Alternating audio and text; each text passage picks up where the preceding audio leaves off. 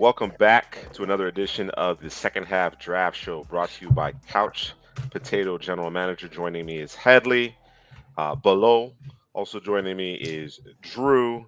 Gents, of course, we're here to talk about 2023 NFL draft prospects, highlight performances from the last week in college football, as well as look at the upcoming slate on Saturday. For those of you new to the program, be sure to leave us a like, comment. Certainly, if you enjoy what you're seeing, subscribe, be part of it. All right. And ultimately, we really like the engagement as far as your comments, as far as your thoughts on these players, on these prospects. There have been some instances where folks have brought certain players to our attention, and of course, we go in and study the tape, and it's another prospect that we have our eyes on, and we can start to evaluate for the 2023 NFL draft. So, as we always do, we're going to start with the week in review. So this was week 10 in college football, and of course we always go into each weekend focusing on certain matchups because there are interesting, intriguing prospects.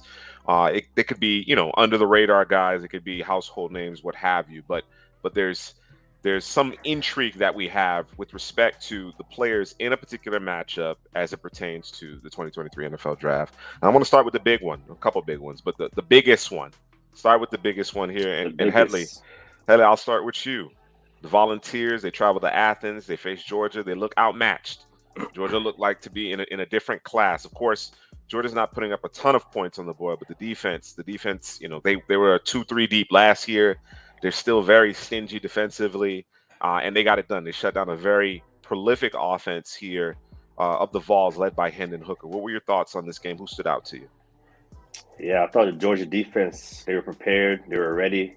They saw the tape. They saw what Tennessee likes to do, the stack receivers outside the numbers. And, they put Kelee Ringo, a guy that we spoke about previously, wasn't really tested. And he saw a lot of action in this game. He was man-to-man with Cedric Tillman for the majority of the contest. He was right in the player's face, easy mover in space.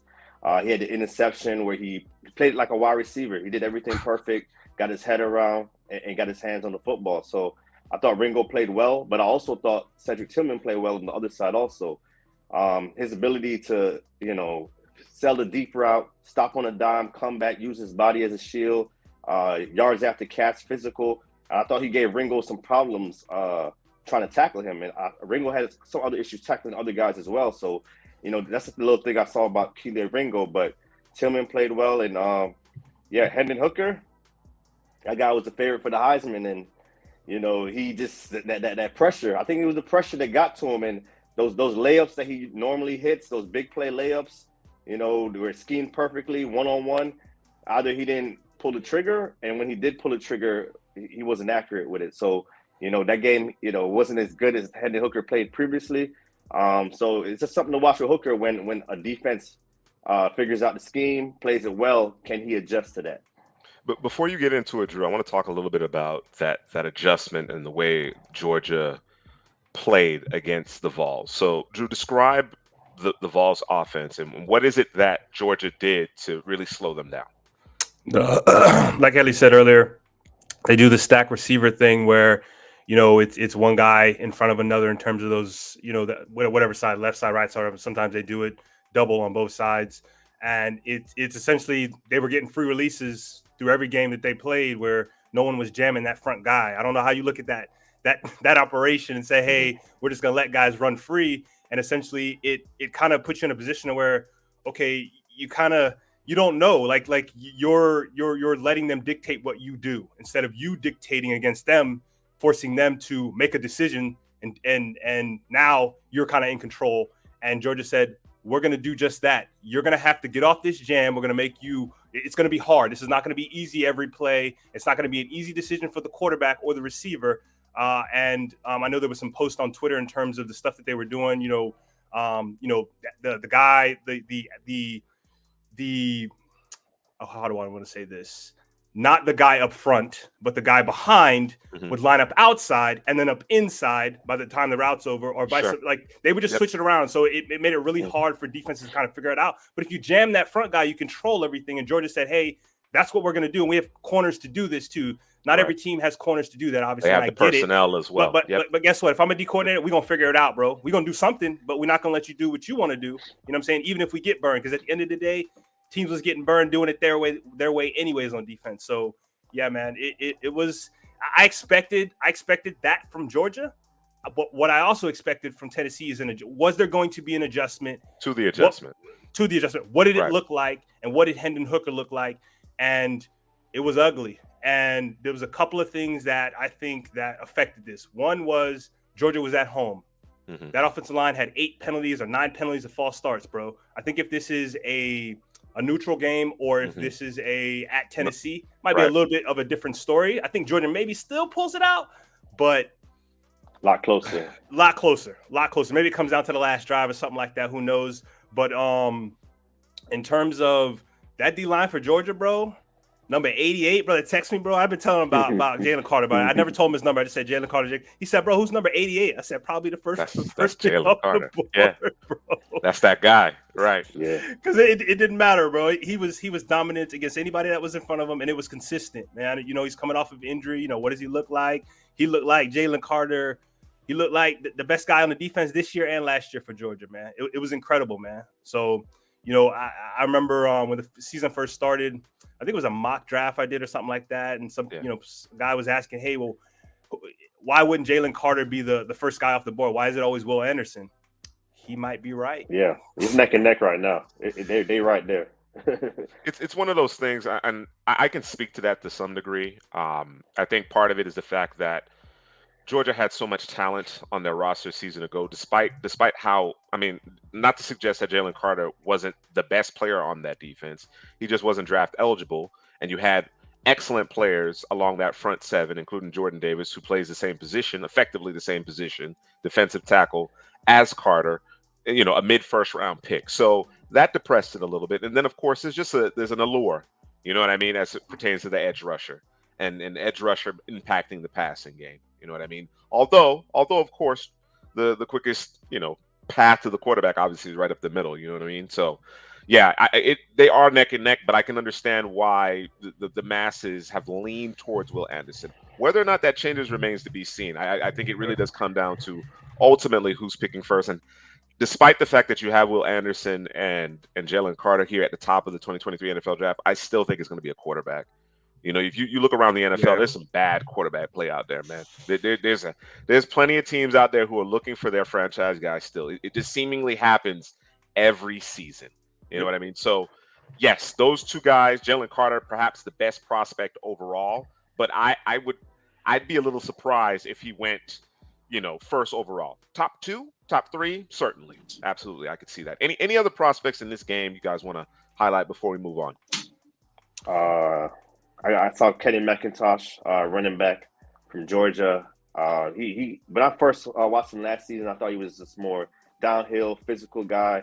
They throwing the ball in the flats a couple times, but he's making catches down the field. He's making guys miss in the hole. He's a lot shiftier than I thought he was. And, you know, this is a strong running back class and yet another guy that is going to get drafted in the 2023 class.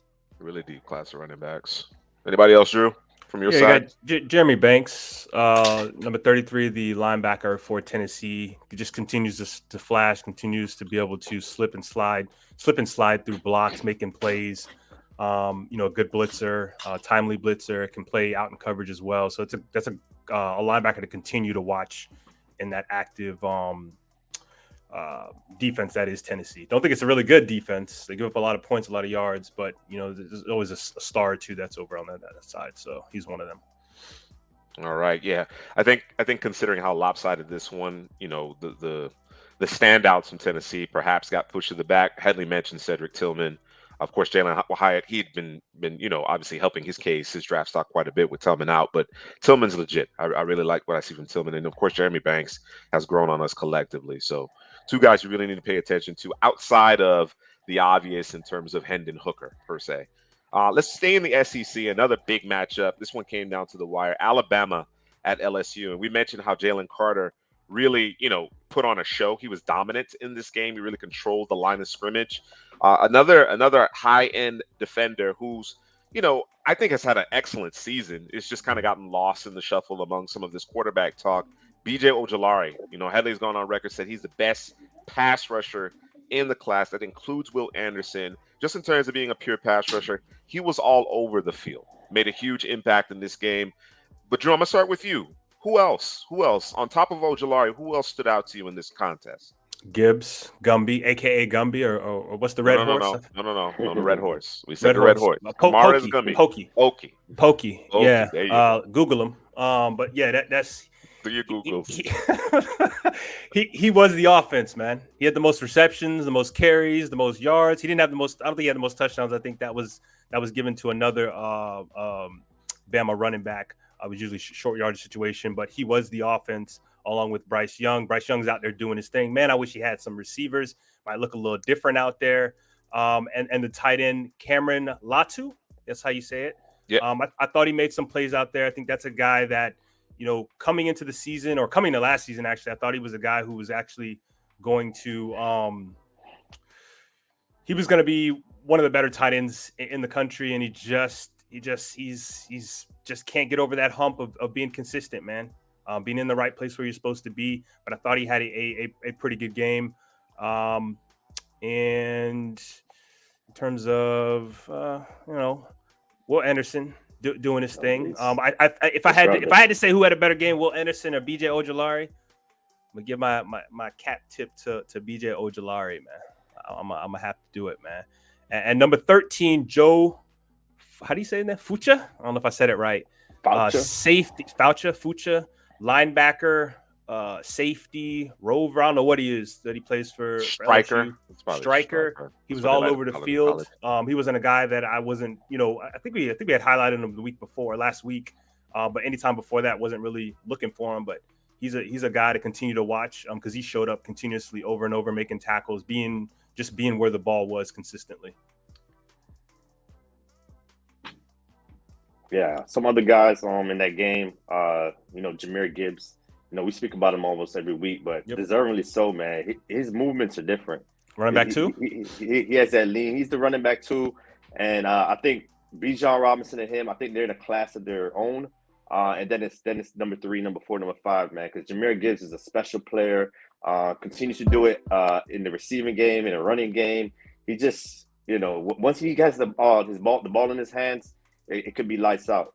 Also, we talked about Bryce Young. What about the other quarterback, Jaden Daniels? Jaden Daniels. This guy, last 3-4 games, man, it's like if you play like this the whole season, he'll be at the Heisman race. Yep. He'll be one of those guys that we're talking about for Heisman because he's dominated not with just his arms, but his legs also. And watching him, man, his movements is a lot like Bryce Young. When he escapes the pocket, he runs for first downs. He doesn't extend plays with his arms sometimes like Bryce Young looks down the field. He more takes off and run. But I don't know if he's coming out. But if he continues to play like this, he might as well. He might as well if he keeps balling. But next season, he's probably a front runner for the Heisman. And the linebacker, Henry Toa, number 10. We kind of dissed him a little bit earlier in the year, but he keeps flashing, man. He keeps getting better. He's nice in the pass game. He's not a guy that's not going to stack and shed, but if you keep him free, he should get sideline to sideline, and he's making a lot of plays on the Alabama defense. Yeah, he certainly has helped himself here as of late. I think going into the season, highly touted prospect. I think the expectations were very high, but it just kind of took him some time to get warmed up. You know what I mean? And we talked about him quite a bit in our pre-production meeting, and he is somewhat scheme limited, but certainly he has a skill set that aligns with modern football, right? Being able to play in space, being able to match up against the backs, tight ends, even cover the slot from time to time. You don't want him living there, but he's very competent in pass coverage. And when given the opportunity to trigger and get downhill, blitz, you know what I'm saying? He can do that as well. You're not seeing, linebackers these days stacking and shedding very often. So you won't get that out of Henry To'oTo'o, but certainly he's been playing better ball as of late. As it pertains to Jaden Daniels, he's a transfer from Arizona State, and he was solid. He was good at Arizona State. So when he came over to LSU, I was a little taken aback, and I understand that there's a transition here. You know what I mean? Obviously, new system, new coaching staff, new teammates. But he struggled mightily out of the gates, right? And I wrote him off a little bit. This is again a player that I kind of liked, when he was in the Pac-12, and then just I thought perhaps he's adjusting to a higher level of competition with the SEC and so on and so forth, and maybe he's just not that guy, but he certainly has turned the corner here and figured it out. So big win here. Lots of prospects. I mean, we could spend the balance of this live broadcast on these two contests, particularly Georgia and Tennessee. Alabama and LSU certainly no slouches as it pertains to the volume of 2023 NFL draft prospects. But let's move on. We're not going to spend a whole lot of time on this particular contest, but interested to see how Peter Skoronski, the tackle from Northwestern, fared against Ohio State's front. Drew, your thoughts on that game, on Skoronski and the like?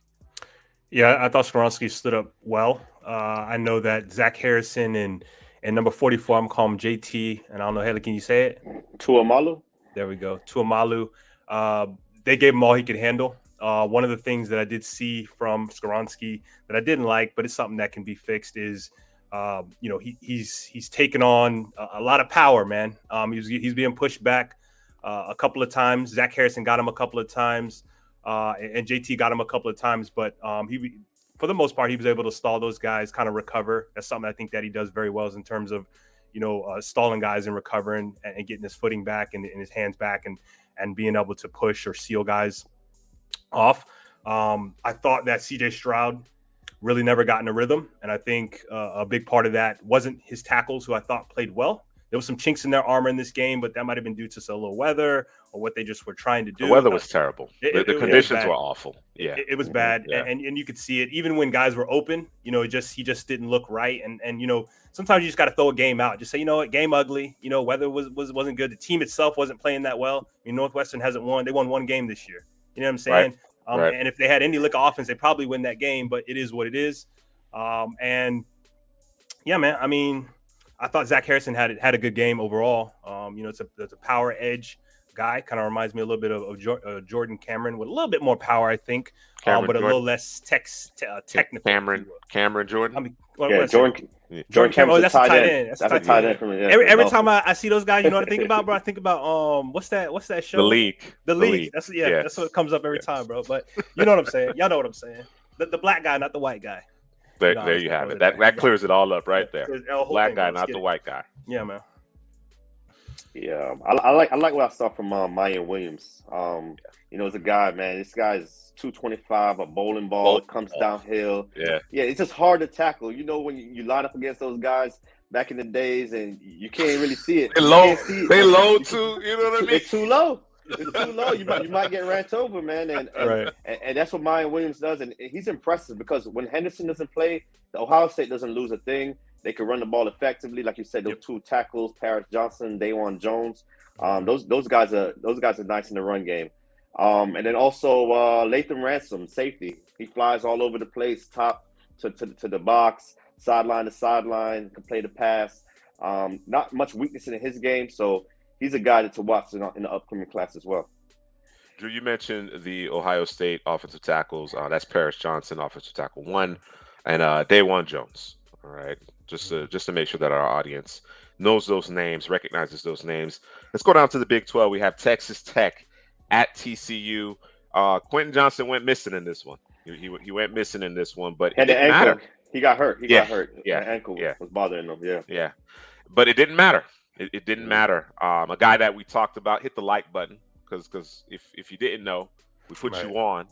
Kendra Miller, running back from TCU, a guy that, again, full disclosure, I don't think we were on necessarily a couple weeks ago, but made it a point over the last half a month or so here to really focus on what they had going in that backfield, and he's an impressive player. Heather, what do you think about him and the rest of the prospects in this game? Yeah, Kendra Miller, 21 carries, 158 yards, a touchdown, hit the like button, man, because this guy's patience and vision, it really stands out. We call it the vision, with the wiggle in there, and he just runs hard through contact. He's hard to bring down. He's patient, but once he makes that decision to square his shoulders, he comes really hard. He comes really fast, and you got to watch out at the next level. We saw a comp out there, Kenneth Walker. He has some similarities to him, the running style, downhill type runner. And yeah, I like him a lot. He even catches passes. he's a guy, like we always talk about this running back class. There's a lot of them, and it continues. So new names keeps coming up, It's growing. The list is growing. and it's growing because this guy could be a starter at the next level, in my opinion, with his skill set. Yeah, let's not forget about the corner position. Travius Hodges Tomlinson, man, had a pick and 2 pass deflections. So he's getting his hands on the football. He's where he's supposed to be in terms of his position. He might be coming up a little later in the show as well. Yeah, big Tyree Wilson, the edge from Texas Tech. He is moving up boards. At this point, right, I wouldn't be surprised he's a top 10 pick at this point right now because the production is there. How he's 6'7", he's just a disruptor. He disrupts in the run game. He disrupts in the pass game, the power through contact. And even him lining up is disruptive. It's like, who is this big 6'7", 270 guy? Like, he's not supposed to be that big over there. And he makes plays because of his size. And, yeah, he's a guy that's really moving up the class. Guys, be sure to check out our video on Tyree Wilson. We talked about him about a month ago. We talked about whether or not he'd be a first-round pick. Was he on that border? I think as the season has progressed, he's really solidified it. We knew he had the traits, and of course, this is a traits-based business when it comes to the NFL draft. So I think he certainly has solidified himself and continues to grow on the scouting community as a whole. Headley was really the one who kind of pointed out to us internally here, but yeah, he's a problem, and he continues to get better. We talked a little bit about what scheme best fits him. I think he probably would live as a very good 5 technique at the next level. So again, be sure to check out that full video on the channel. That's Couch Potato General Manager on YouTube. All right, moving on. We'll head back to the SEC. Won't spend a whole lot of time here. Florida at Texas A&M. Drew's Gators. How'd they do? Well, no, Anthony Richardson did Anthony Richardson things. Started off a little. Well, I don't want to say he started off slow. He didn't start off slow.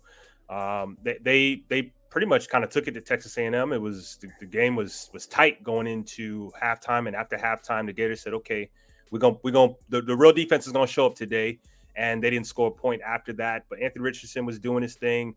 Mushid Muhammad III got that NFL pedigree with his daddy. Pause. He showed up in this game over and over. I thought that the strength of Florida's defense was actually the secondary. It's not.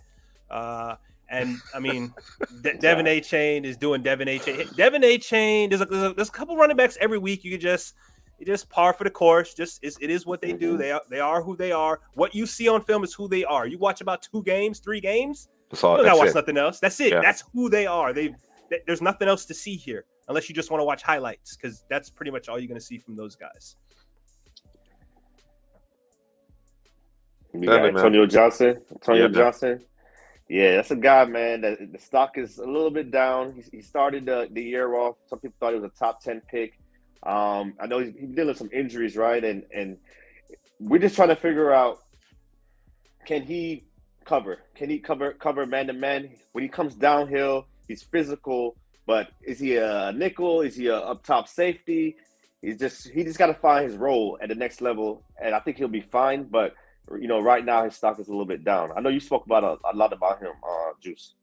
Yeah, a guy that I of course, safety by trade myself. So of course I started there in my scouting, right? And a lot of hype coming into the season. Clearly a very intriguing skill set. Certainly can function as a quality nickel. I don't know if he's going to be super sticky when he's, you're facing the opposition's best receiver or anything like that. To your point, Headley, his man-to-man chops leave something to be desired.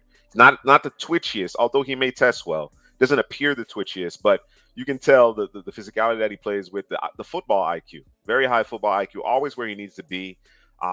They played him more on the back end, less around the line of scrimmage, less in the box, and played him more in the back end early in the season. I don't know if that was because they were trying to protect him, having dealt with some injuries, maybe some lingering injuries, what have you. But certainly the stock is down a little bit. You know what I mean? I really thought this would be his coming out year. I asked the question to you, but I'm sure it's been a month now, Headley. They were graded similarly by PFF, and you can take PFF grades with a grain of salt, but certainly it's a nice kind of measuring stick. He graded very favorably as compared to Jalen Petrie, whom we really like, right? Early second round pick, certainly had first round tape, but I like Petrie better. And I think collectively we like Petrie better. And I thought that, well, this would be an opportunity for Antonio Johnson to really solidify himself, see if he can perhaps vault himself over Petrie. And I haven't seen it. I haven't seen it to this point. Before we move on, Drew, I have to ask. We talked about this a little bit. Your boy, AR, Anthony Richardson, quarterback from the Gators. Obviously some peaks and valleys in his play. Super talented guy.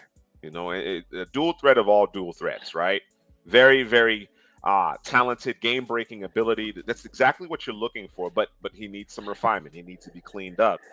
If he were to come out, you got Jalen Rashada, decommitting from the U, going over to the Gators. Maybe he knows something. Maybe there's some playing time there. Who knows, right? Based on what you've seen thus far, and it has been limited, Anthony Richardson does not even have, or perhaps he's approaching perhaps a full year's worth of starts. Where would you draft him? Where do you kind of grade him out currently? What round would you be taking him in? Realistically, probably top of the third, somewhere top middle third. You know, at best, you're probably pressing the end of the second, but I'm probably settling somewhere in the third round, man. He ain't quite there yet, man. He's got a lot of development to do, but you love the traits, you love what he possibly can be, and so you take a shot on a guy like that. But I'm not taking that out too early because again, he is young and there aren't many starts under his belt. And what's that? The Bill Parcells, he want them 4 years. One of those 4 years for those guys. So you just want to see more, man. And he's coming into a new offense as well too. So that's another thing too. A bunch of new players. He shouldn't come out, man. Let's. And this ain't the Gator in me. This is me, Drew the Scout, saying, relax, bro. Chill. You got another year. You can actually be the top quarterback coming out next year if everything goes according to plan. With that assessment, it begs the question. It just kind of came to me as far as what we saw in the 2022 NFL draft with, only one quarterback going in the first round. That's not going to be the case this time around. Obviously, this is a better quarterback, right? You're mentioning Anthony Richardson at on the high end, late second round, in all likelihood third round. Malik Willis is a guy that I think collectively we see similar traits as far as being able to extend plays, certainly make plays with his legs, and a big arm, can make all the throws, but is still learning how to play the position, right? He goes late third round. So do you see him in a similar light? Perhaps with Richardson having a higher ceiling, or what's your thought process there? No, you hit it right there. It's just a higher ceiling with Richardson. There's a little bit more there. I think that Richardson, I think he has the potential to be the better pocket passer, man. But you just got to see more, man. It's just that's what it is with him right now. It's just I need to see more reps. He needs more reps. That's it. I agree. And you're not gonna do that sitting on the bench in the NFL watching another guy do it, bro. So no, I hear that. But I think with that being said, when you juxtapose those two players, again, of course, a more talented quarterback class, I still think Richardson goes sooner. I think he goes in the second round just because of the aforementioned upside, right? Yep. Okay, let's move on to Michigan State at Illinois. A few prospects here to touch on. Isaiah Williams, receiver from Illinois. Headley, you described him as being tough to deal with in space. Get him touches any way possible, manufacture touches because of the yards after the catch, the run after catch ability. Of course, we have our guy, Chase Brown, who another heavy workload, 30-plus carries. He's leading the nation FBS in rushing, if I'm not mistaken, in terms of rushing yards. He continues to be a workhorse there in Illinois. We didn't get to say our guy, Chase Wyndham, of course. There's some off-the-field stuff going on there with Michigan State. But a couple of prospects I just wanted to mention there from that Michigan State-Illinois game. Syracuse and Pittsburgh, I didn't get a chance to see my guy, Abanikanda. That it would have been nice. I've been touting him. It would have been nice. He should be back this week, so looking forward to that. But this was supposed to be a really good matchup of running backs, right? You got Sean Tucker from Syracuse, Abanikanda, who's leading the country in rushing touchdowns, leading the FBS in rushing touchdowns. Explosive guys who could score from anywhere on the field, and the engines to their respective offenses. There isn't a whole lot outside of those guys as far as skill position players, and we didn't really see it. Tucker was shut down. You know what I mean? And I don't know that he even got enough touches. I think that was a coach's decision for whatever reason. He just didn't get enough touches. I think because Pittsburgh got lit up by UNC the week They before. try to open it up. Yeah, They try to open it up. Don't do that. No, it Don't do was that. you don't have the quarterback for that. Number Right. one, they're playing with their Right. backup quarterback, and number two, bro, that D line for Pittsburgh, bro. Yeah. Pittsburgh always got dogs. Bro, let me just throw the A names lot out of there, defensive bro. players. They always got Yeah. defensive players. Yeah, Elijah always. Cansey, number 8, if you didn't know who he was. You Yeah. got John Morgan, number 6. You got, where's my guy at? Baldinetti, number 7. No, that's not number 7. That's number 87. That was the guy. That was the guy for them. Yeah, he's the prospect that I think people are highest on. Yes. Yeah. I think it should be Cansey though. Let me see. No, Hold on. That's why I said people. Yeah. I didn't say CPG. I said people. You know what I mean? Deslin Alexandre, number 5. And I'm giving you the numbers so y'all know. I ain't just looking for names. And the linebacker Dennis Servassier. Them boys Dennis. bald. Yeah. Bald. And Matt Bergeron. Left tackle. I got a bone to pick with Matt Bergeron. Oh no. Headley, you said it. I think it was last week or the week before. Yeah. Long arms gonna be a problem for that guy, bro. Length. Yeah. Yeah. I've seen it against Fauski. I've seen it against Murphy. Not Mark Murphy. Miles Murphy. I've seen it against both of them, man. The length and the strength, like it gives him problems. And I looked him up. I looked up Bergeron. I'm like, maybe he's a smaller tackle, but he's like 6'7", right? Yeah. He has the length himself. It's just he just can't deal with it when it's on the other side. Yeah, and he was on the ground a lot in this game too. So that's something to continue to watch. It's never a good thing. It's never a good thing among the offensive linemen. Yeah. Nope. Yeah. Texas at K-State, and Kansas State has given us a lot to look at this year. You know what I mean? They've been a really competitive team, but they ran into Bijan, and Bijan was doing Bijan things, as Headley says. I think we're going to coin the phrase. We're going to dub it on this episode of the second half draft show, brought to you by Couch Potato General Manager. Hidden numbers. That's going to be the nickname that we apply to perceivably RB1. You know what I mean? I know Jahmyr Gibbs is making his case, but Bijan Robinson is considered RB1. And why? Why, Headley? Why do we call him hidden numbers? It's just the yards he gains that, you think he's down for 2 yards? No, it's 5 yards. You think he got it for 5 yards? No, it's 8 yards. It's those hidden numbers in between where he makes a guy miss. Even when he doesn't make the guy miss, he can contort his body in a way where he's still falling forward, always falling forward, and get those extra hidden yardage, man. So hidden numbers is the name for Bijan Robinson because on top of everything else he does well, catch the football, the patience, everything else he does well, he gives you those hidden yardage, those hidden numbers that, like I said, he's like Reggie Bush, but between the tackles, and he's just better between the tackles than Reggie Bush, and he gets those hidden yardage, those hidden numbers all the time that Reggie Bush didn't. So the explosiveness, the hands with the chops to work inside the tackles, it's a scary combination. Scary combination for Bijan. Bijan went for 30 carries, 209 yards, and a touchdown in this one. And of course, Headley mentioned, he's a very accomplished receiver out of the backfield as well. On the other side, you have Deuce Vaughn, a guy that, really has grown on us. Of course, there was a bit of a high for Deuce Vaughn coming into the season, but watching him play this season has really opened up our eyes collectively. What do you think about Deuce Vaughn's performance and the comp? What comp do we have for Deuce Vaughn here, Drew? I mean excuse me. Water. Deuce, tea. What a some- tea at? tea at? in there, bro. Some honey. I had on. You know what I had? I had honey.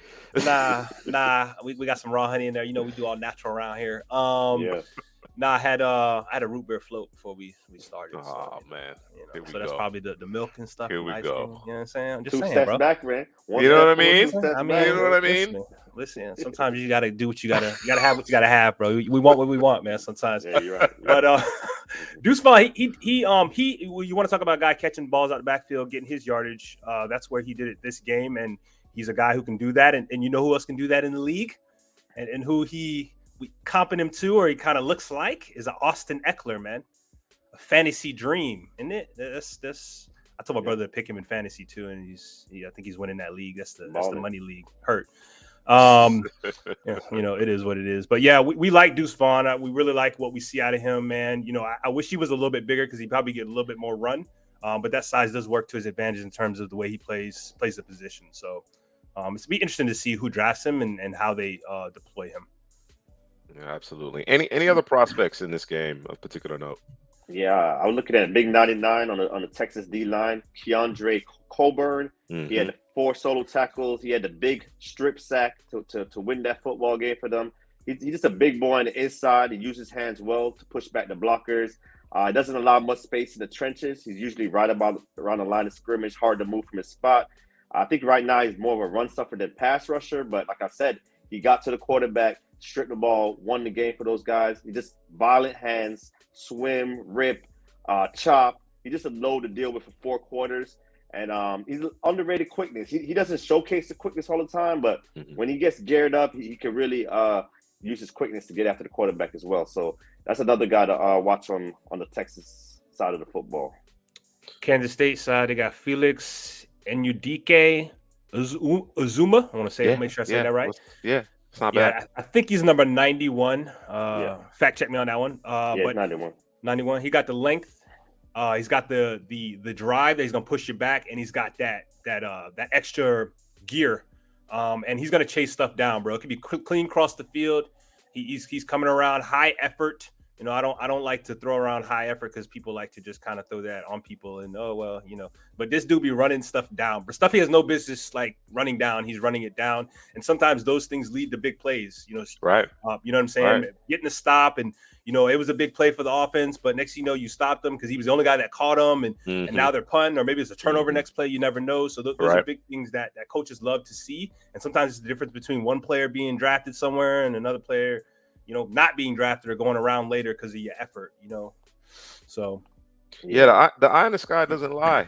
You know what I mean? If you loafing, it will pick up on that. Yeah, one more guy, man. Malik Knowles, number 4, the wide receiver from Kansas State. Kansas State ain't known for passing, but this is the guy that they go to when they need to pass. He always seems to be open, and I like his yards after the catch. He's physical, hard to bring down, and I think he's been Kansas State best receiver this season. All right. We have Clemson at Notre Dame, and Notre Dame wins this one handedly. We talked about it last week. We're not going to belabor the point, but once again, DJ Ungalele, he struggles. It's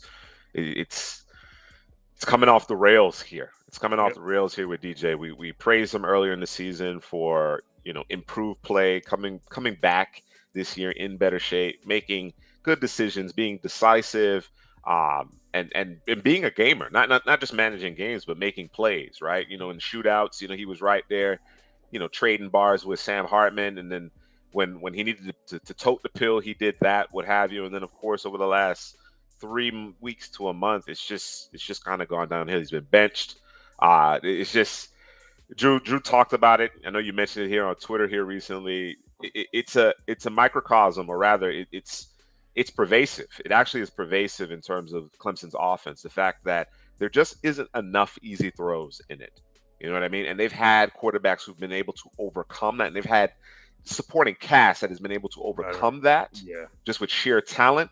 And they don't necessarily have that on the offensive side of the ball this year, and it's really rearing its ugly head. Of course, they are stacked defensively, but it wasn't enough. It wasn't enough. Trent Simpson, of course, among that defense, linebacker, he was all over the field.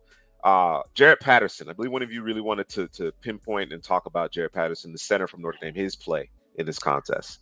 Yeah, before the season, it's probably maybe I want to say about a month before the season started. People were talking about he may be center 1, and I definitely don't. I didn't agree with it, and I still don't agree with it. Because he's got some things that he needs to work on, but he played well in this game. Specifically speaking, getting to the second level. There's a lot of plays where they just wanted him to go out and get a linebacker. He reached and he got a guy, and Notre Dame kind of imposed their will. You thought that D-line was gonna do some work, or this was gonna be an interesting matchup between the Notre Dame offensive line and Clemson defensive line. Right. And I think the only guy for me that showed out that I saw was Miles Murphy on the other side. With all the guys they have over there, it's a little embarrassing, or a little, like, all right, Clemson, what are we doing? But Jared Patterson, man. It was a lot of matchups between him and Trenton Simpson, bro. There was a lot of that, man. I think Patterson got the best of him, but there was a couple of times where Patterson he's got a problem with grip strength, man. Like he'll make that initial contact and then kind of bounce off and then try to recover. I think he can recover, but I don't know that works in the league consistently, man. Because we need him to sustain and finish. You got to sustain and finish. He wasn't able to do it, and Simpson got around him a couple of times. There was another linebacker that got around him a couple of times because of it. But that's something he's got. He has to work on, man. And Isaiah Foskey. We was hard on him, bro, because I was high on him coming in, bro. Had to wake him up. A couple more moves. I want to see a little bit more consistency, and he actually had a good game this game, man. I thought he defended the run well, man. Last few weeks, and he got him a sack. Yeah, in last few weeks, Last few weeks, he's been playing at the level we expected of him. Again, a quiet start to the season, first month or so, but yeah, he's all lathered up now. He's making plays and he's being a difference maker and solidifying his draft stock as a day one prospect. So I think that covers it. Again, Clemson, disappointing all around here from Clemson. Let's briefly mention this FSU Miami debacle. You want to say the best for last? No, I do not. You don't want to talk about it? I don't want to talk about it. But I do want to talk about Jared Verse. The transfer from Albany has made a huge impact for FSU, their defense. Even not necessarily being at 100%, he's a difference maker. And Headley, we talked a little bit about it. I want to get it on wax because I think it's a standalone content. Jared Verse versus our man Jermaine Johnson from a season ago. Of course, he was a first-round selection. Another transferred from Georgia, came into FSU, led the FBS in sacks. Did he, if I'm remembering correctly, perhaps not, but he was among the leaders. Very physical. We got a chance to see him in Mobile during Senior Bowl, and like you say, he was so good. He didn't necessarily have to play in the game. It was a practice and a half, 2 practices, and he called it a wrap. You know what I mean? Kind of a drop mic type situation. But comparing those two players, Headley, who's a better prospect in your eyes? I think the ceiling for Jared Verse because of the pass rushing ability. I think Jared Verse pass rushing skill set is above Jermaine Johnson last season. I think Jermaine Johnson defends the edge setter, better against the run. But in terms of getting after the passer, the plethora of moves that Verse can hit you. I know Jermaine got the physical moves as well. And he had, like you said, he down there led the nation in sacks if he didn't. So he can get after the passer. But it's just the quickness, the twitch that Jared Verse plays with. It's just very hard to deal with over there. He's a guy that's going to be circled each week on opponent's game plan, a guy that they need to stop. And he's been a difference maker, man, on the defensive side of the ball for Florida State. So I like Verse a little higher than Jermaine Johnson. Drew, throughout the 2022 NFL draft season, the cycle, we talked about Jermaine Johnson and the power, obviously, and that first step, if he could get that first step, quickness, and get up on the offensive tackle, he could be a problem. But we were wondering whether or not there was a secondary or tertiary move there when that first power, that bull rush didn't work, or that first move didn't necessarily work. He didn't necessarily have anything else, but he started to kind of put it together. In the Senior Bowl, you saw the whole package, right? Yep. Still, with that being said, are you in the same boat as Headley as it pertains to Jared Verse? Where are you at on that? Yeah, still leaning Jermaine? Nah, I'm gonna take Verse. Okay. I'm gonna roll because Headley said it, man. His ability, that toolbox is much deeper. And he uses it more. He just uses those tools more than Jermaine did because he might still be developing a couple of moves, but I think Jared Verse is coming in saying they're going to look at him and say, all right, he's got this move, he's got that move, he's using this, he's using that, right. He's using them at the appropriate times, he's setting guys up. Like that leads to more sacks, more havoc in the backfield versus what Jermaine Johnson was using. So yeah. All right, that is Jermaine Johnson, first round pick of the New York Jets, mind you. So very, very high praise from Jared Verse. One last game I want to recap here or review. Wake Forest and NC State. Sam Hartman has ran into some trouble here over the last couple of weeks. Lots of turnovers. It continues to plague him. I thought he was helping himself in the conversation among these quarterbacks, and it looks like the last couple of weeks may have torpedoed his stock and locked him into that day 3 consideration. It would have been a challenge anyway, because I know there's some concerns about the arm talent, the arm strength, but the ball placement, the accuracy, the anticipation is what I really like from Sam Hartman, and he's not playing with any of that right now. He's not playing with any of that, so certainly it's hurt. Your boy though, A.T. Perry Headley, the receiver from Wake Forest, he continues to show out and do big things. And NC State's linebackers in this particular game, Isaiah Moore and Drake Thomas, big games. I mean, when you talk about stuff, the stat sheet, they absolutely did. And I think collectively, we've talked about this on the second half draft show. NC State has a lot of time. You know how we always talk about the Pitt Panthers and the depth, and year after year, they have a lot of defensive talent that ultimately finds their way into the NFL. I don't know that the same thing can be said for NC State, but this particular season, 2023, they have a litany of players that I'm sure we'll see on Sundays. They may not necessarily be household names, but certainly contributors at the next level. So with that being said, we're going to turn our attention to our honorable mentions. Headley, who gets your honorable mention for week 10? Oh, a guy I love, man. I'm already smiling, man. Joshua Downs, wide receiver in North Carolina, number 11. Drew saw the game, man. We spoke about it, and this guy, one-on-one, you're not defending him. You're not defending him with one-on-one. He just sets defenders up, the in and out of his breaks, the quick twitch. North Carolina does a really good job of getting him the ball in space. He's the money guy. They're going to go to him on third downs when they need a big play. He just knows how to separate, and you can't, if you don't get your hands on him, you're pretty much toasted. And offensive coordinators nowadays are doing a really good job of getting their receivers free at the line of scrimmage and lining them up in the slot. So yeah, he's hard to defend. 15 catches. I think that was a record of some sort for him, and a touchdown. He caught him on what route was it? A little back post shoulder corner route. The post corner, from the slot route, from the slot, and he caught him nasty, and he dominated that game. He dominated for them boys. It should have been 16-16 with them, but it was your boy May got pressure and he couldn't get it out quite. It was a deep down and out, and he just couldn't get it to him. He was open. And a couple things real quick about Downs that I noticed too is that he will run his route even if it's a run. I'm looking at all the other receivers and okay, well, is he just is this something that they're asking all the receivers to do? Is it just more reps, baby? No, he just running it like, and for guys that are twitchy, fast, that puts stress on whoever's covering. Man, I can't even take a break, bro. Nope. Like, damn, it's a run. Plays off. He running like, like it's no it's a plays pass. off. Yeah, you know what I'm saying. Yeah. So coaches are gonna love that. Yeah, coaches will love that because he's not gonna necessarily give you a lot in terms of being a run blocker per se. Right. But the fact that he makes it look the same every single time, that makes it incredibly difficult to defend over the course of 60 minutes. So that's a good point out there, Drew. Do you have anybody else among the honorable mentions? Headley, do you have any more honorable mentions? Yeah, I got my guy from USC. I'm probably gonna put him on there every week.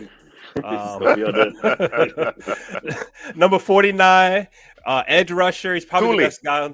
Thule, yeah, he's probably the best defensive guy on their team because I think that their number one tackle, I think he's hurt for the season or he's out for the season. I can't remember. But Thule Tuapula Lato 2. I don't know. We'll go with Thule though. 2 more sacks. I said it last week. I'm gonna continue to say it. He's a guy who has some tools in the tool shed, but what I really, really like about him is that he makes himself scarce, makes himself thin, makes himself narrow. He doesn't allow the offensive tackle or guard or whoever's trying to get him. It's hard to square him up, man. He's always able to kind of slip through, slide through, and make a play, and he can close on the ball quickly. All right. One more guy, Christian Gonzalez, CB1. Got it on there. I wrote it in pencil. It's not ink yet, but just right now. Bruh. Christian Gonzalez, I got to see him more. I got to see him be more dominant. He's dominant again this week. 2 interceptions, 6'2", 200, size, speed, ball skills. And where I give him the edge over Kile Ringo is the tackling. He'll come up, set the edge, make the tackle out there. He's not scared. So that's where I give him the edge. So Christian Gonzalez, cornerback 1 for both of us, right, Drew? Damn, bro, you just put my stuff out there too. He just gave up all. He just gave up all the booty. All of I it, did. man. I did. My bad, dude. I got excited. No problem. Pause. Yo. Let's move on. Let's move on to your HBCU highlights for the 2023 NFL Draft here, Drew. Yeah, we got a South Carolina State red shirt junior defensive end Patrick Godbolt. I like the name, bro. Sound like he should be somebody special. Godbolt. You know what I'm saying? Yeah. Smaller guy though, 6'3", 235, a little light. Had 8 tackles, 7 of those solo, including 4 for a loss, totaling 13 yards. He was in the backfield causing havoc, and he had a sack against Delaware State. And he also forced a fumble, broke up a pass, and recorded an interception. All right, get it in, bro. Everywhere. And that is from the MEAC. And then from the SWAC, we have Morris Washington from Grambling State. Is actually like it was his breakthrough game going against Arkansas Pine Bluff. The man ran for touched the ball 10 times for 201 yards, bro. 20 yards a pop. Yeah, wow. and he has a he's got a story.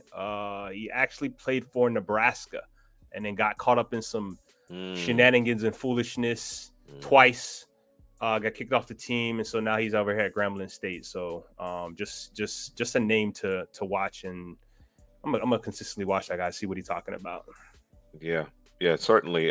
Runs of 75 yards and 56 yards. Yeah, in this particular contest, so definitely breakout game for him. Headley perhaps gave a little away, but we're going to jump into a little bit. It happens. Let's get into your mid-season, effectively mid-season, because these rankings aren't finalized, but your top 5 cornerbacks.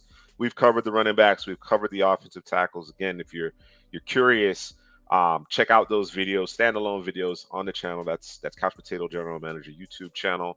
But as far as your respective cornerbacks are concerned, let me just get my graphic out the way here.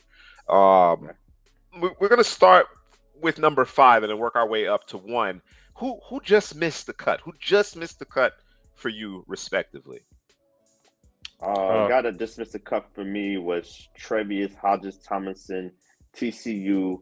He's 5'9", 180, but doesn't play like it. This last game against Texas Tech, they tried to line a 6'5" receiver on his side, and they tried him. They tried him a couple times.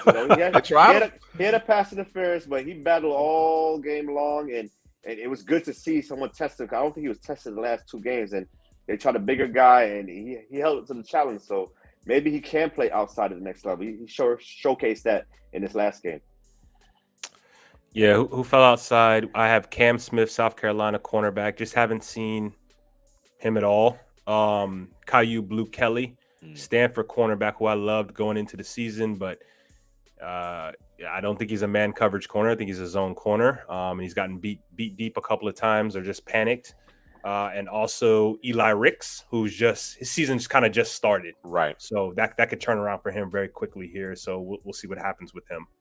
We've talked about the depth associated with the running back position in the 2023 NFL Draft. What we expect as far as that class is concerned, and the cornerback position is also fairly deep as well. There's a lot of talent. Some guys haven't necessarily played as well as we had anticipated, but there's quite a bit of talent and guys that we weren't necessarily familiar with going into the season that have really turned some heads as well. You mentioned it. Cam Smith hasn't played. Eli Ricks is just now breaking the lineup because injuries and the transfer and so on and so forth. So as the season continues, and certainly as we get into the heart of draft season, the depth will start to show itself at the cornerback position. So at number 5 for Drew and Headley's mid-season cornerback rankings for the 2023 NFL Draft prospects, Drew has the aforementioned Trevius Hodges Tomlinson, related to the Hall of Famer LaDainian Tomlinson. Of course, he plays cornerback. And then Clark Phillips III from Utah, the FBS leader in interceptions currently.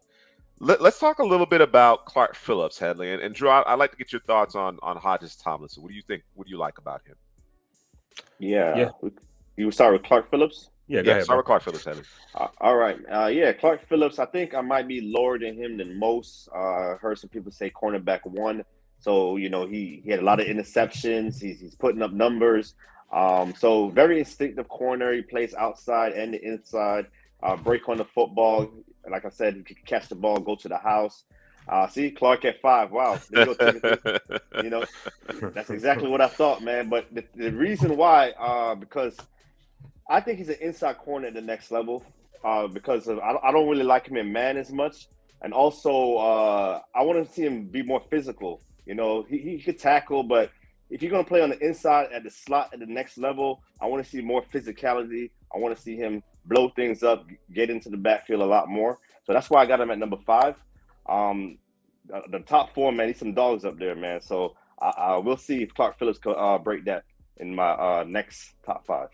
Gotcha. Hodges Tomlinson, Drew. Yeah, I think Headley stole my thunder when he talked about him earlier, but outside of his top 5, I don't know why, but it's embarrassing. But he's also a producer. He's also a guy who gets his hands on the football. He is aggressive. I think that's the thing about me in terms of corners. I like him being physical. Size almost for me doesn't matter because again, if you're a little too small, maybe we throw you inside, and that was a concern for us. Like, hey, can he play inside? And to play inside, what do you got to do? You got to tackle. Right. As long as he ain't getting hemmed up on the outside, running along the sideline with the receiver, if he has a free shot or he can beat the business receiver, decisions. Yeah, business decision. If he can beat that receiver or beat that receiver in terms of the block, he's going to do it and he's going to make the tackle. And he's got ball skills. So in number 5, I like him there. All right. At 4, this may come as a surprise to some. Keely Ringo from Georgia for you, Drew, and Headley. You have Cam Smith out of South Carolina on the strength of the 21 tape. Go ahead, Drew. Yeah. Why Ringo at 4? I knew he was low. No, he's going to seems a little low. Yeah, and I've been low on him, bro. Yeah, I just been low on him because there's not a lot of – he don't get challenged a lot. There's not a lot of that, bro. You know what I'm saying? Because that may be a good thing, though, in terms of – well, that's generally a good thing. Nobody wants to throw the ball his way. Generally, that's a good thing. Generally. Yeah. But I just want to see more, man. I want to see him more being challenged, man, because sometimes, you think, he's covering guys good and well, and then start getting the ball thrown his way, and next thing you know, like, damn, maybe he ain't as good as we thought he was. He's got everything. He's got the size, got the speed, got them nice hips, fluid. He is physical. It might be a little too physical down the field. Although against Tennessee, I thought he played very well. But like Headley said too, hey, bro, you ain't tackling, bro. What's up? You know what I'm saying? Maybe I switch him and Tomlinson real quick. Can we do that? Can you do that? Wow. Can you do that on StreamYard, Put bro? him down. Wow. Let's take him out to 5 then, bro. Nah, leave it. Leave it at 5? Yeah, let's leave it at that. Oh yeah, Cam Smith, man. He's ready for the physical parts of the game, and I want to see him get healthy, get on the field. Because last year's tape was impressive to me. He'll come up and tackle. He plays with energy. He's an emotional leader, sticky, plus ball skills, nonstop motor. The only thing is sometimes he's a little too aggressive, can get caught with a double move. But other than that, man, I can line him up outside. I can line him up anywhere on the field, and I know he's going to compete. Yeah. All right. At number 3, Drew has the aforementioned Clark Phillips III, and Headley has the first entry here of Joey Porter Jr. from Penn State. Yeah, Clark Phillips here it's the production for me. I would agree with Headley in terms of the concerns that we have for him. But if you can turn the football over, if you can find the football, you're always around the football when it's coming your way. I'll throw some of them flaws out the window, bro. We good. Because if you're turning the ball over, hey, man, what they say about your boy Dallas's corner? Talking greasy about him. Yeah, talking greasy about him, bro. You getting up 1,000 yards for the season. But I got Olympics, too. I help this defense. You know what I'm saying? Like, I'm keeping us alive out here in these streets. So if you could do that, I'll take it, bro. You think he can play outside at the next level? Phillips? Yeah, I think he can play outside. Yeah, I think it would have to be zone outside. Zone. Yeah, zone outside, though. Yeah. Yeah, I agree. Joey Porter Jr., physical. I love when he stabs, he turns, he runs, he turns again, locates a football, make a play on it. Physical when tackling. That game against Marvin Harrison Jr., I was locked in, and I seen Harrison Jr. separate, but just the closing ability to make it a contested catch. Every catch is a contested catch for Joey Porter Jr., similar to like guys like, Jalen Ramsey, J.C. Horn. Just insert any long corner that might not be the twitchiest, but could close on the football. Because the hips are not the oiliest, but like it gets closed down really quick, man. So I'm really impressed with Joey Porter Jr. All right. At number 2, Drew has Joey Porter Jr. and Headley, you have Keely Ringo. So a huge disparity. Significant. Let me put it that way. Significant Damn, bro. disparity. Significant? Yeah, significant disparity in terms of how you're ranking Keely Ringo. Yeah, Ringo, man, smart, instinctive. He understands assignment, really smart. I know, you say he doesn't get tested a lot. That's why you got him down on your board. And I guess it's legitimate because when you got that front seven that Georgia has and you're not really getting tested, you just don't know. You just want to see him in the moment of truth. I thought this last game against Tennessee, against Cedric Tillman, we saw it. We saw them attack him. He went up and got the football. He's just a feat, the technique, the size, the speed. He's to me, he's a pretty clean corner, except for that tackling that we mentioned before. But everything else is pretty clean to me with Ringo.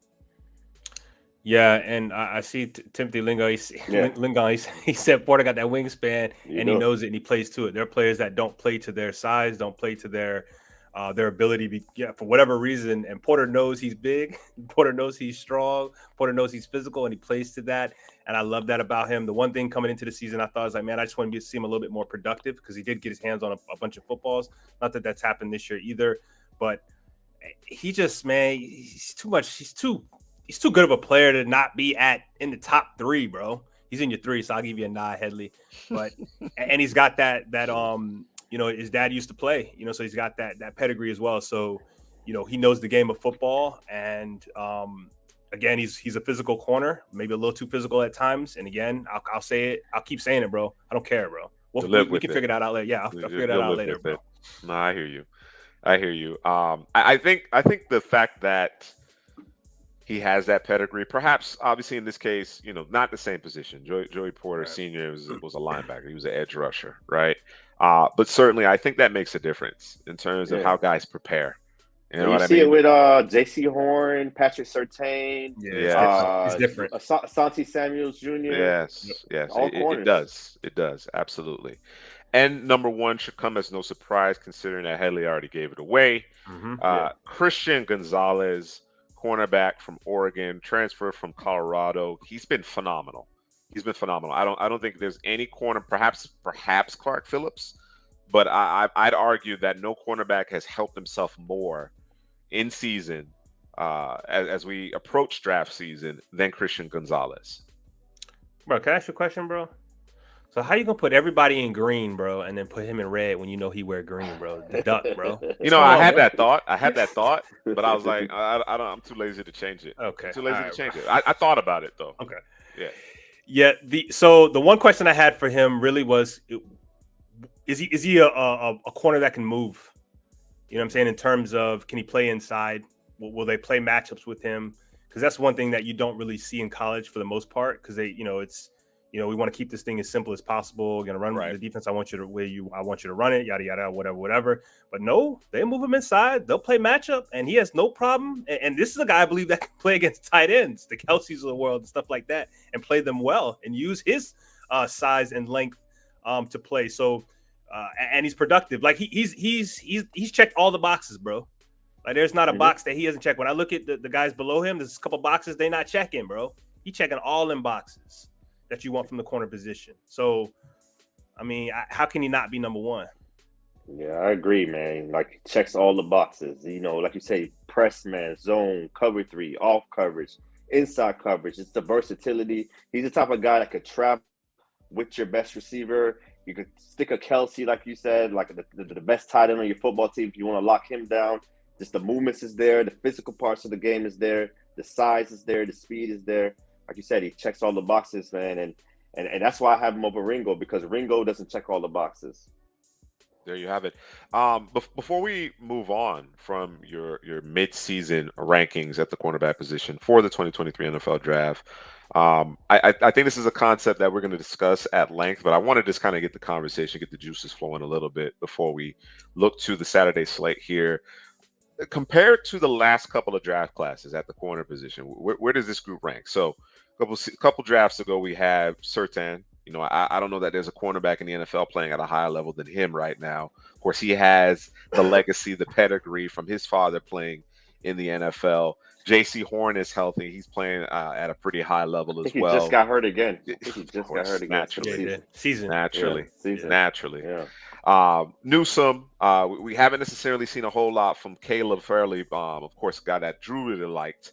Good player. I mean, as far as he's very talented. He's very talented, but he's had some technique work that he needs to flesh out. That was a couple drafts ago. And then most recently, we have obviously Sauce Gardner, who's turning heads. Derek Stingley.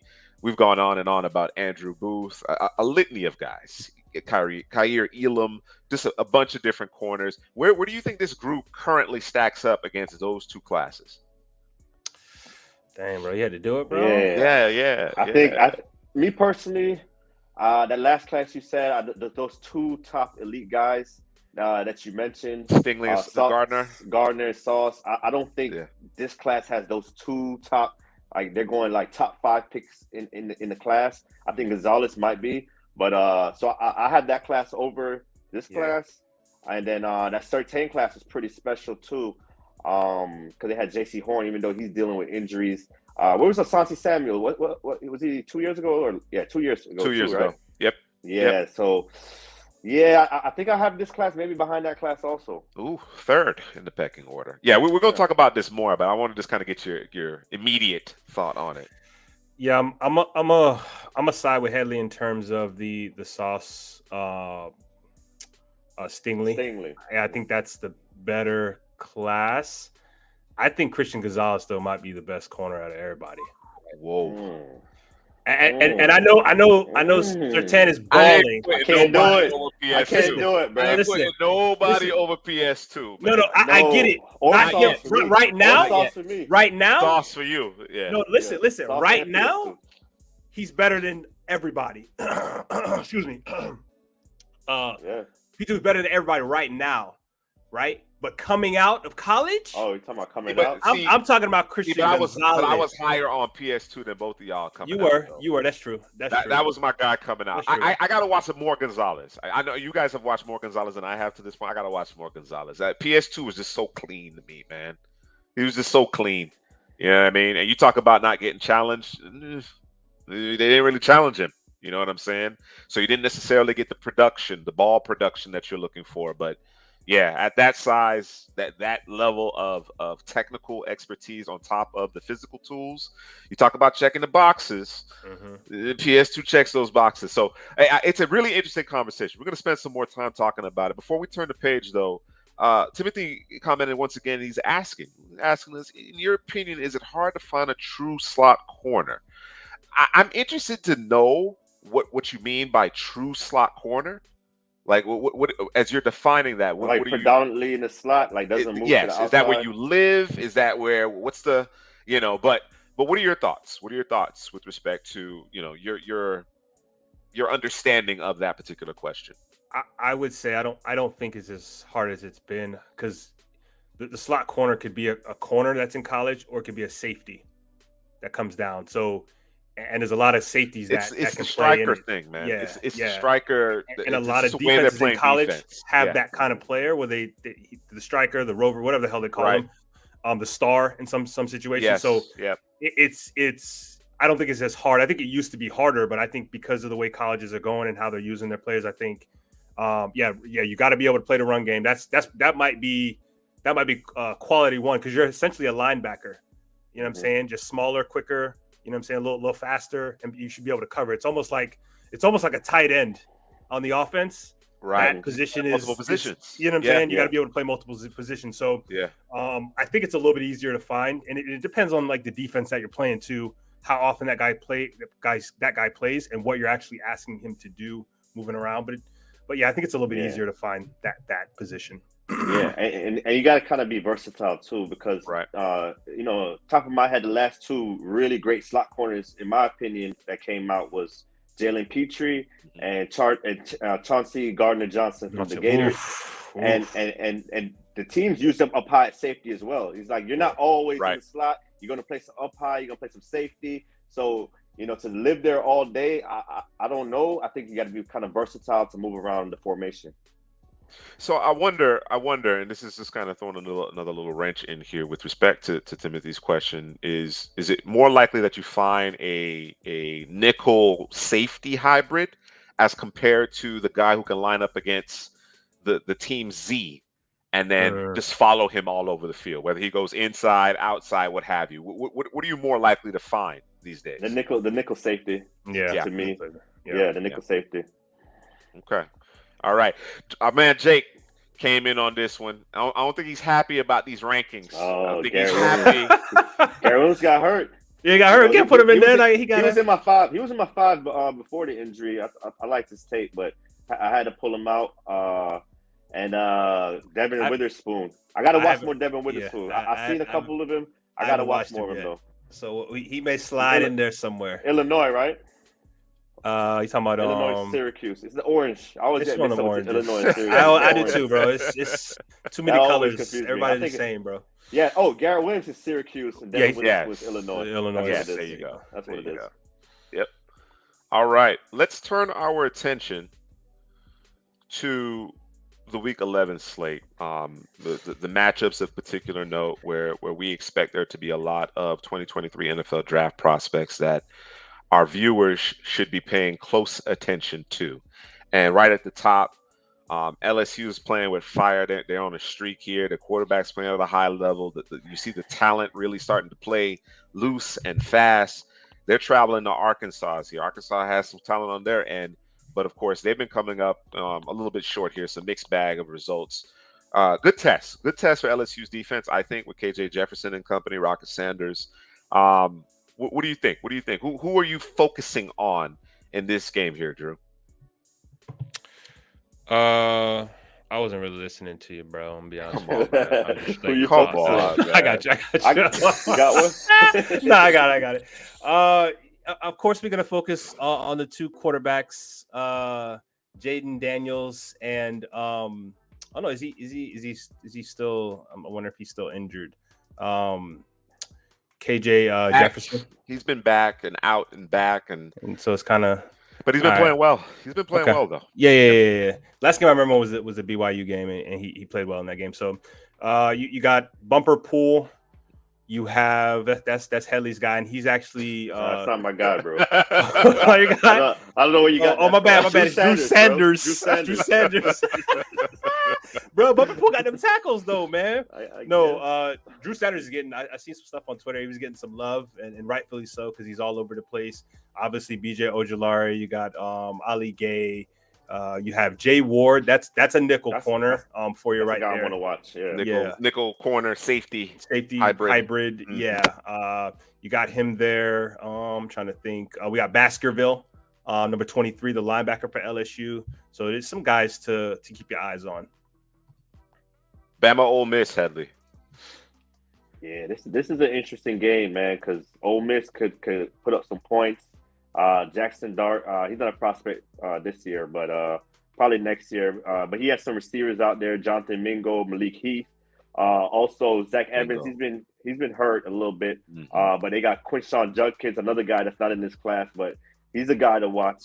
I just want to see how they match up with the Bama defense with Will Anderson, Toa, see if he continues to play well.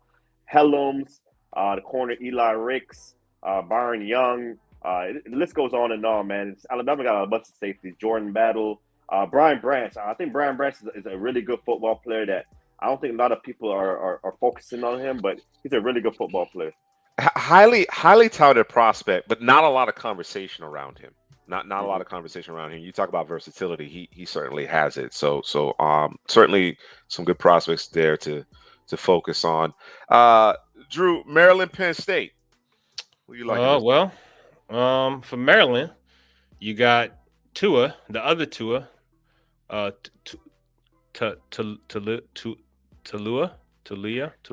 Yeah, I don't even try it. Tua's brother. Yeah. Tua's brother, and that's in the league.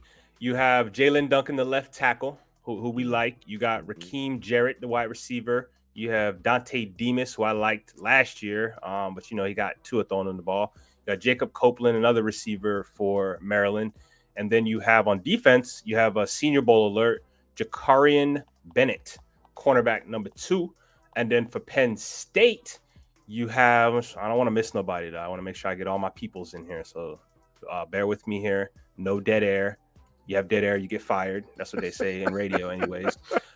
You have Mitchell Tinsley, number 5, the receiver. You got Parker Washington, obviously, and also almost forgot your guy, Fashanu Olu, left tackle. Fashanu. Can't forget about him. You got PJ Mustafa, also the defense. Mustafa, my bad. 97, the D tackle, and of course you got Joey Porter, and I'm gonna keep saying his name. Jairi Brown, number 16, safety. I think he's the moving piece on that defense for them, if I'm not mistaken. He's always around the football. So, all right, Washington at Oregon, Headley. Washington at Oregon, Michael Penix Jr., Christian Gonzalez on Oregon side. I love Brandon Dorless, defensive tackle or defensive end, whatever you want to call him, but he gets after the quarterback. Flo, the line. Sewell, the linebacker Sewell. Yeah, Oregon got a bunch of ballers on the defensive side of the football. And I would be remiss if I didn't mention Drew's guy. Bo Nix. You missed big Bo Nix. Come on, bro. Oh, man. Drew, Kansas State at Baylor. We got my guy right here. Let me pull him up, make sure I don't kill his name because I'm going to kill his name. Felix? We got, is it Saki? Ika? Say that right? Number 62. He in the image down there. Yeah. I'm not Baylor? looking. Yeah, that's him. Yeah, Baylor. Baylor? Yeah. Siaki. Yeah, that's him right there. You got him right there for Baylor, and for Kansas State. I mean, it's the rinse and repeat guys. Deuce Vaughn. Is it Malik Knowles? And Felix. Anaduki Izama. And Cooper Beebe. Gotta get Cooper Beebe in there. Gotta get him in there. Gotta get Cooper Beebe in there. We don't talk about him enough, though. I'm with you there. TCU at Texas, Headley. Real quick, the spread is -7.5 at Texas, right?